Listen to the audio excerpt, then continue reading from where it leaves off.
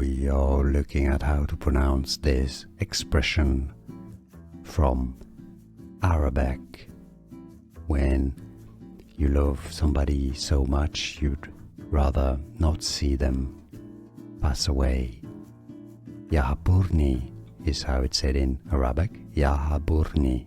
Yahaburni. So in English you can say it as Yahabuni. Yahaburni.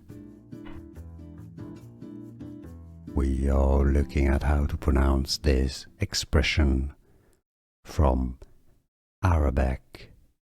When you love somebody so much you'd rather not see them pass away. Yahaburni is how it's said in Arabic. Yahaburni. Yahaburni. So in English you can say it as Yahabuni. Yahaburni. Here are more videos on how to pronounce more confusing words and names too many mispronounced. Like this video if you found it useful. I appreciate your support. I'll see you soon and thanks for watching.